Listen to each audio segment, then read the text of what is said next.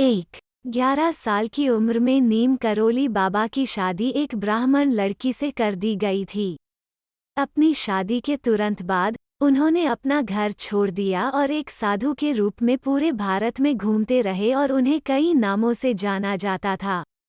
जब उन्होंने गुजरात के वावनिया मोरबी में तपस्या की तो वहां के लोग उन्हें तलैया बाबा कहने लगे। वृंदावन के निवासी उन्हें चमत्कारी बाबा कहते हैं। उन्हें अन्य नाम दिए गए हैं जैसे हांडी वाले बाबा, लक्ष्मण दास आदि। 2. नीम करोली बाबा का जन्म उत्तर प्रदेश के फिरोजाबाद जिले के अकबरपुर गांव में एक ब्राह्मण परिवार में हुआ था। 3. ऐसा माना जाता है कि जब नीम करोली बाबा 17 साल के थे तब तक वे सब कुछ जान चुके थे। 4. 10-15 साल बाद उनके पिता को सूचना मिली कि उनका बेटा उत्तर प्रदेश के फर्रुखाबाद में कहीं देखा गया है। उनके पिता तुरंत जिले में पहुंचे और उन्हें घर लौटने और परिवार के साथ रहने का आदेश दिया। बाबा के 2 बेटे और एक बेटी है। घर पर रहने के दौरान नीम करोली बाबा ने खुद को सामाजिक कार्यों में व्यस्त रखा।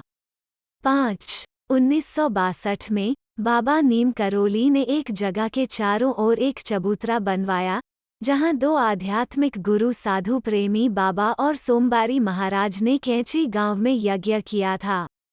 6. उन्होंने कई स्थानों पर भगवान हनुमान का मंदिर भी बनवाया। भगवान हनुमान के पहले मंदिर का उद्घाटन 15 जून 1964 में हुआ था। दूसरा मंदिर वृंदावन में बनाया गया था।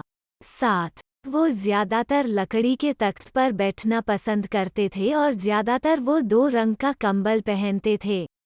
वे लोगों को प्रसाद देते थे। 8. बाबा करोली बाबा के लखनऊ समेत कई जगहों पर मंदिर हैं और अमेरिका के टेक्सास में एक आश्रम भी है। उनकी वेबसाइट के अनुसार महाराज जी ने कम से कम 108 मंदिरों की स्थापना की। 9. 60 के दशक के उत्तरार्ध में बाबा रामदास के नाम से जाने जाने वाले एक अमेरिकी ने नीम करोली बाबा के बारे में किताबें लिखीं और सैकड़ों पश्चिमी लोग उनके दर्शन के लिए गए। 10. नीम करोली बाबा ने अपनी समाधि के लिए वृंदावन की भूमि को चुना। 10 सितंबर 1973 को उनकी मृत्यु हो गई। बाद में आश्रम में उनके लिए एक मंदिर बनाया गया। 15 जून 1976 को उनकी प्रतिमा की प्राण प्रतिष्ठा की गई। 11. किसी से पैर नहीं निकालने दिया। नीम करोली बाबा ने किसी के पैर नहीं हटाए। कोई भी भक्त जो बाबा के चरण स्पर्श करने के लिए आगे बढ़ता था, वो उसे रोकता था। वो कहते थे कि मेरे स्थान पर हनुमान जी के चरण स्पर्श करो, कल्याण करेंगे। 12. बाबा के चमत्कारों के बारे में कहा जाता है कि एक बार बाबा के धाम में आयोजित भंडारे के दौरान घी की कमी हो गई थी और बाबा के आदेश पर आश्रम से बहने वाली नदी के पानी को घी के रूप में इस्तेमाल किया जाता था, इसलिए जो पानी डाला जाता था प्रसाद में घी बन गया। 13. यह भी कहा जाता है कि बाबा अपनी दैवीय शक्तियों के साथ भक्तों के बीच अचानक कहीं भी प्रकट हो जाते थे और फिर अचानक गायब हो जाते थे।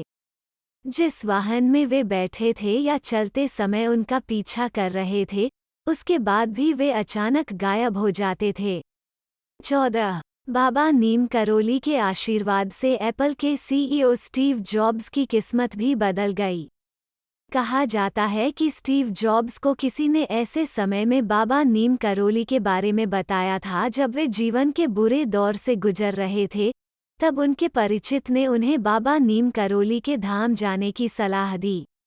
15. रिचर्ड अल्पर्ट एक बड़े अमेरिकी ड्रग डीलर थे, लेकिन बाबाजी से मिलने के बाद वे पूरी तरह से बदल गए और बाबा रामदास के नाम से एक शिक्षक बन गए।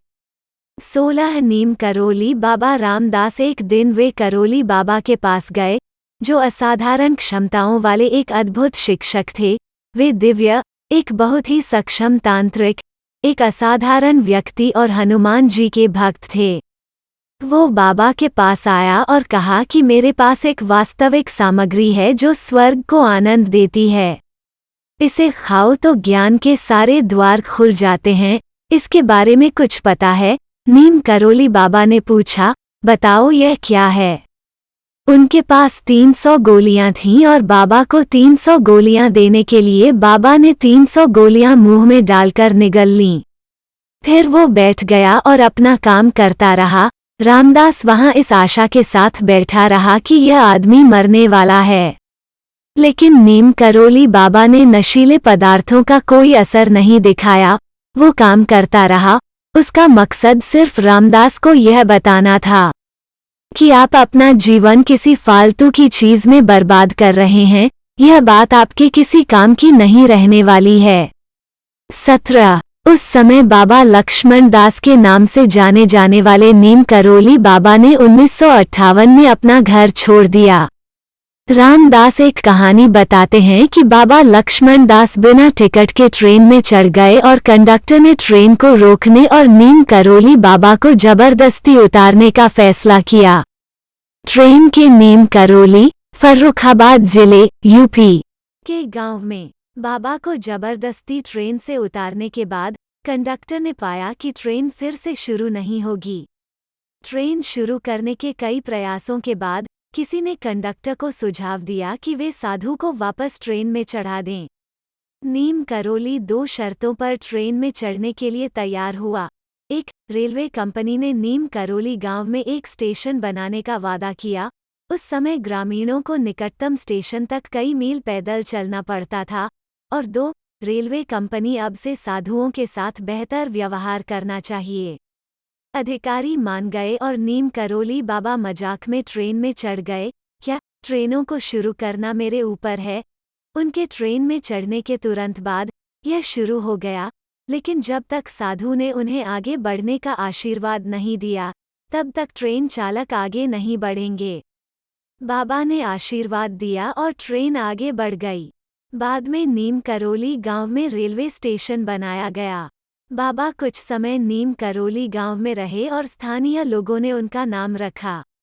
18 सितंबर 1973 में उनके सीने में अचानक दर्द हुआ, तो उन्होंने वृंदावन के अस्पताल ले जाने के लिए कहा, जहां डॉक्टर ने बताया कि उन्हें डायबिटिक कोमा हो गया है। लेकिन बाबा जी ने कई बार गंगा जल मांगा, जिसके बाद दोपहर 1:15 बजे उन्होंने शांति से अपना जीवन छोड़ दिया। हम चाहते हैं कि आपका समर्थन हमारे चैनल को आगे बढ़ाए। कृपया लाइक, सब्सक्राइब, शेयर और कमेंट ज़रूर करें। धन्यवाद।